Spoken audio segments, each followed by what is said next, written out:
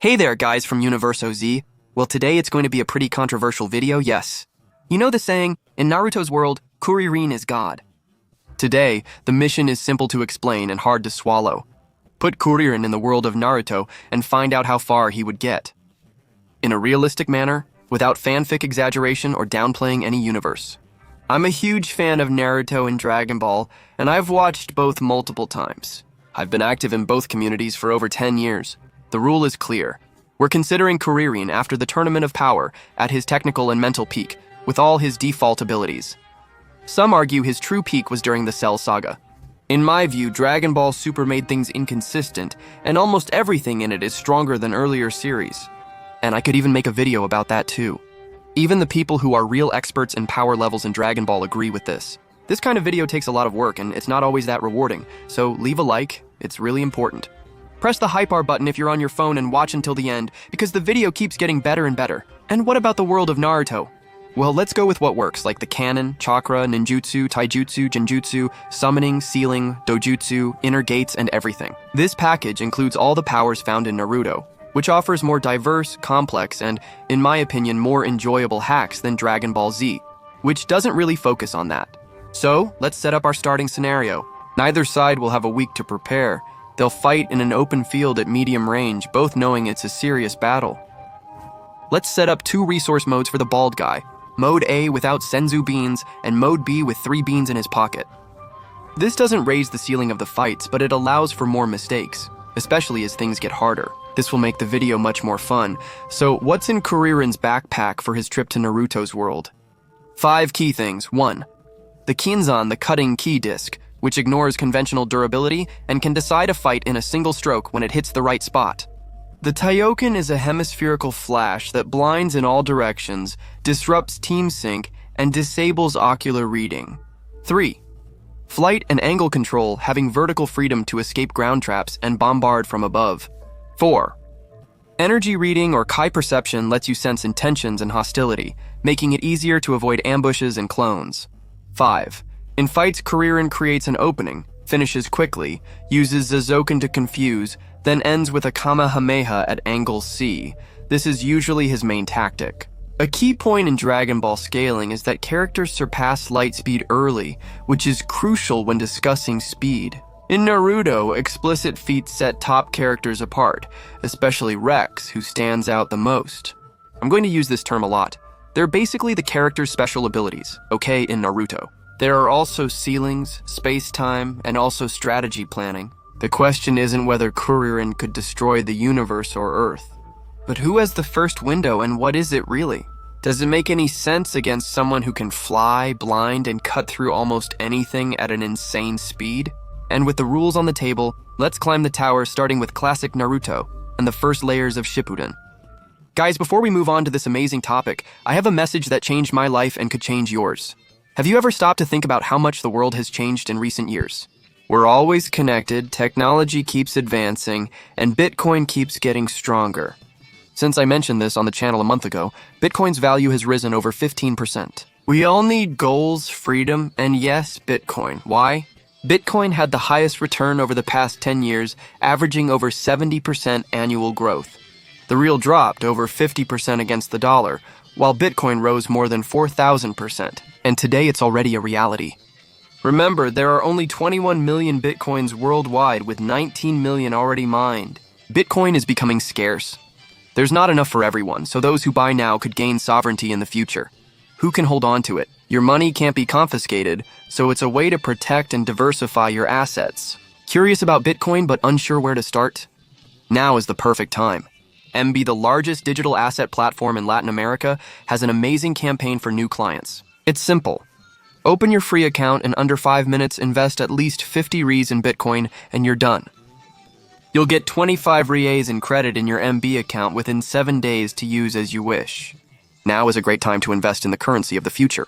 It's the perfect opportunity to get started.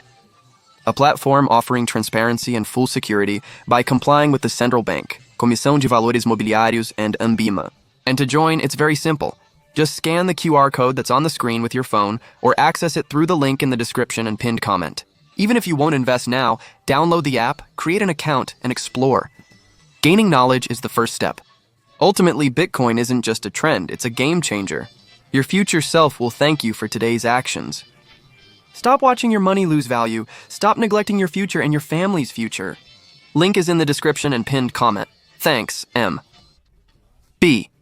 In classic mode, people already do wild things without flying. Explosions, speed, and auto defenses. But none of that. It was built to face an aerial target that can blind the entire field, basically cut through anything and move at an insane speed. Classic Dragon Ball. Goku himself, as a child, was already dodging literal lasers. Besides, Goku, at that time in the classic series, had already been trained. Be calm like the sky and move as fast as lightning, about a third the speed of light. There is also, both in the anime and in the manga, a clear scene where Goku reacts faster than the speed of light, all, of course, due to the continuity of the scenes of Goku against Tenshinhan, still in the classic series, even if it really seems very exaggerated. But here we won't say that Rin would beat the Speed Blitz characters, which is basically a much higher speed. Simply overwhelming any character, for example, Kuririn would be so fast that he would be able to destroy any character before that character could even make a single synapse in their brain. After all, the versions of Kuririn from the Cell Saga, for example, are thousands or millions of times stronger than this Goku, faster than lightning, who is reacting to actual light attacks. However, the characters in Naruto are also very fast, and they have their own hacks which can also protect them at absurd speeds. When does Naruto reach that level? Does it even exist in Naruto? Well, the hacks in Naruto were made to deal with Naruto characters against Chunins, Junins, and during that phase of the classic Naruto. The initial Shippuden Taiyo-ken layers immediately block vision, followed by a vertical ascent and a Kienzan in parallel lines, or a Kamehameha could be enough to end the fight. Shuriken, steel wire, and explosive tags have no real effect, not even on Naruto. Substitution doesn't work on a target that's in a position not dependent on the ground, so that wouldn't work either. With a basic genjutsu, we'd hit a conceptual wall. It interferes with the victim's chakra flow, but Kuririn in his body doesn't have that chakra system. We're including Kuririn with his current Dragon Ball powers here. In Naruto, only a weak sensory illusion remains, which disappears if the target is ready to react. Ki allows fighting in darkness or sensing opponents, since Ki can't be blocked like the chakra system. Even so, that's only if the chakra system and Ki system aren't the same thing. A genjutsu that manipulates chakra flow in the opponent's brain wouldn't affect Kuririn, since he has no chakra there. Only Madara's Tsukuyomi works differently. But this argument could also claim Kuririn can't sense Naruto characters' ki, since they lack ki. So it's valid. Even so, that doesn't mean he can't sense their presence through sensory control. Because Dragon Ball's Earth Warriors have martial arts skills superior to many opponents, even aliens. Stronger, but only because of their race, not skills. Kuririn also has this sensory ability. Even at the Sannin level, the game would be similar. Jiraiya in Sage Mode enhances his sensory abilities and controls the field well. But Kenzen with Taiyoken would quickly break through the summons and expose the flank. Tsunade and her Byakugu could punish if they got close, but still going by the logic of power. Since Kuririn can withstand attacks from planet-destroying fighters, Tsunade's blows would have no effect. In Dragon Ball, it's shown that stronger bodies resist damage and function on smaller scales. Orochimaru, even with functional immortality, could easily lose as well. Without a second chance, Kuririn sweeps. The first big filter is the deadly Akatsuki. Sasori, who relies on threads, core, and poison, would have his plan nullified because a multi-Kenzen in a curve could cut the puppets and the control threads. Deidara might use altitude, but Kuririn owns the sky. In other words, Haiden has the ritual, but he can't start it without contact, and he wouldn't be able to cause any damage. Kakuzu has his several hearts, but anyway, it would all just turn into fireworks. Respect is already required against Itachi. Tsukuyomi would be super dangerous, but that's only if you accept that Kuririn would be caught by a genjutsu. Amaterasu could hurt if it landed, but because of his speed and speed blitz, Kuririn could react before Itachi even decides to use either Tsukuyomi or Amaterasu. So due to his extremely higher speed, Kuririn could react before the attack, but both are dangerous attacks. Amaterasu likely less effective, since Kuririn can probably withstand it despite its power. But Tsukuyomi, if you believe Kuririn can be trapped in a genjutsu, it changes things. Kuririn would have to use his much faster reaction speed to attack before Itachi casts genjutsu. Besides, Itachi also has the Totsuka sword, which seals if it connects, but Correcta's answer would be the same. Against other Sharingan techniques not mentioned, there's also the tactic of avoiding eye contact, but Kuririn is unaware of this. Some Genjutsu types don't require eye contact. Since he reacts faster, he could use the Taiyoken first, likely blinding the Sharingan too. He would use his Kenzan and finish things in a very short time here, operating in a speed blitz, because Itachi operates at a much lower speed scale. Later, this speed barrier will be addressed differently. But Itachi is only favored if Kuririn sees him as a weak opponent who won't act. From the start, I said both had to take the fight seriously. Kuririn doesn't show mercy to opponents since he fears they'll return, which gives him an advantage.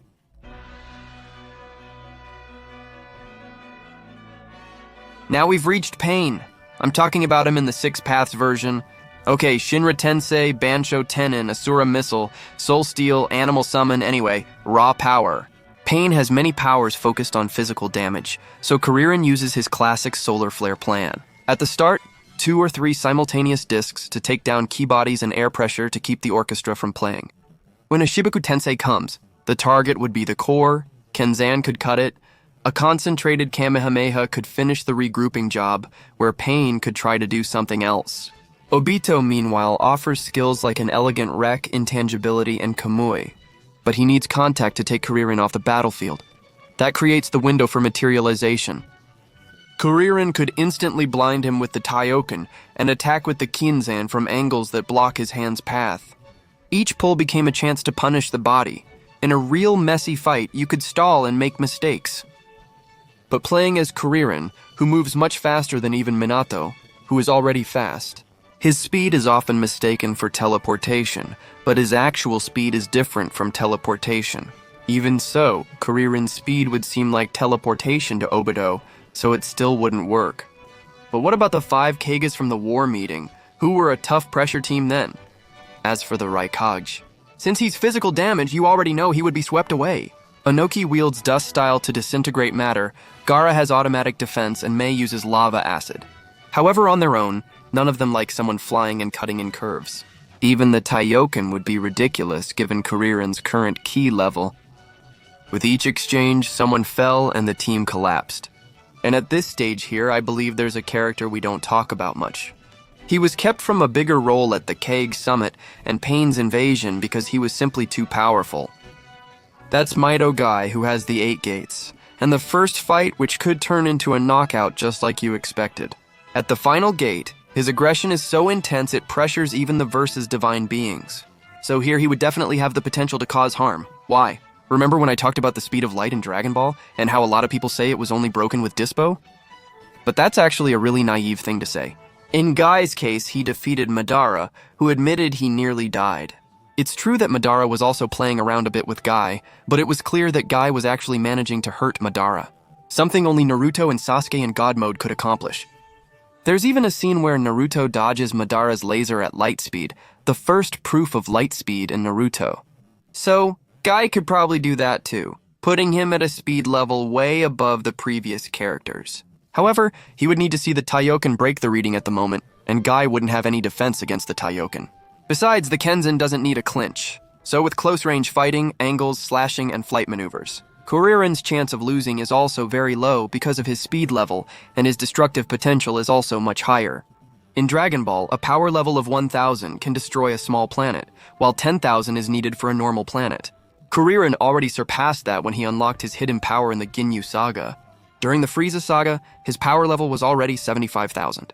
According to the Perfect Power List, which isn't official but estimates power levels well, Kuririn, in the 25th Martial Arts Tournament, would have around 3,600,000. These estimates are based on comparing feats, and these comparisons are usually consistent. It's not about the number, but you can tell when a character, even someone like Kuririn, levels up. How does this progression occur for Kuririn? From the Orin Temple to the Tournament of Power, Kuririn grows from a power level of 8, evolving in stages. He trains with Master Kami, learns the basics, Zanzuken and Kamehameha, and hones his skills with Karin and Kami. On Namekusei, the Grand Elder unlocks his potential, raising it to over 75,000. He uses the Taiyoken to create openings and finishes with the Kenzan. In the saga, he reaches millions. In Dragon Ball Super, he resumes training. This estimate from the perfect power list puts his power at 1.5 billion and later 3 billion. I'll display the translated argument for each Kuririn version from the perfect power list on the screen. But even if you only consider that Kuririn with 75,000, or even that Kuririn with 13,000 from the Namekusei saga, it's still enough power to destroy a planet easily. In the Cell saga, did you realize how much stronger he became and who he fought?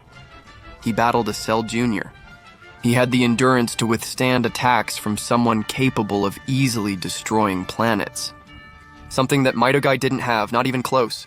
So Kuririn would indeed withstand the 8th gate easily. 8th Madara, with the Rinnegan and without the Jubi, starts off winning, but only if the fight drags on. Kuririn would need to be cautious of a technique called Limbo from advanced versions, as the shadows attack from a parallel plane. Kuririn can't defend against that, so his only option is to avoid giving him any time. He could simply start with a speed blitz, use a blinding attack, aerial pressure, multi-Kienzan, and force an impossible defense on all fronts. Madara can absorb chakra ninjutsu, but Ki doesn't really fit into that category. And the final effect of the Kienzan is a mechanical cut, so Madara would also go down. Many people might say, but in the Naruto video, you let Naruto win? The video aimed to push the character to the limits of the best interpretations of the dialogue bubbles. I mention it in the videos, but people ignore the context. Now let's discuss Madara Jubi. With the Jubi, he gains field scale, persistence, and environmental stability. With the Shadow Clone, Limbo attacking outside the range of perception, and Madara sitting in a positional advantage, the fight would get worse. The way out would still be a short window. Kuririn has to win before Madara sets the rules. Here, in this case, he would be made for that. By plot logic, a speed bleed is possible. People will still argue, saying, but in Dragon Ball, the speed isn't that high. Guys, Piccolo destroys the moon instantly, and they can easily dodge that classic Piccolo attack in a real fight. For an attack to leave a planet and instantly destroy a satellite, it must travel at least at light speed. In classic Dragon Ball, characters attack at light speed, and others dodge those attacks. Piccolo used lasers, and Goku dodged them. That doesn't even consider reaction speed, since the character is often caught off guard from behind. But he senses the attack coming, even if the attack has already been launched and it's at the speed of light or faster, and then the character dodges. This occurs multiple times in Dragon Ball, even in arcs with lower power levels than Kuririn, like the Majin Buu Saga's 25th tournament, or the Cell Saga. For Kaguya, it's the final Shippuden arc, and she has a hack that can remove characters from the battlefield. And here there would be 3 risks. Kaguya's impalement turns her opponent to dust, but Kuririn could dodge it using solar flare and fast movement to attack from her blind spot. In extreme environments like lava or ice, the Kai aura helps, but the answer is to stay mobile in the air. If trapping the enemy in another dimension counts as a win, the fight would be 50-50 if victory means defeating in combat. I think the fight is possible, Kaguya versus Kuririn, and I think so. She, Madara Jubi, and even Naruto and Sasuke and Rikudu modes could all fight Kuririn. But then the fight intensifies. I believe Kuririn could beat any character using his speed blitz and hacks, giving him a winning scenario against almost anyone. So, you could say that Kuririn would go all the way to the end of Naruto, at the level of the strongest characters, and he could even win. I don't really follow Boruto. They say it's on another level. Share your thoughts below. Many people who haven't seen Dragon Ball will likely say they're not experts. I believe I understand Naruto characters' levels quite deeply. I'm not the biggest expert, but I do believe I know it well. I could make matchups involving Naruto characters, even the lesser-known ones. And if you guys want this content, we can do it. It takes a lot of work, so please like the video to support me. Also, remember to open your account at MB. If you let this opportunity pass, you'll regret it and might miss your chance to build your future. Scan the code now. Thanks for your support. I'm done. See you.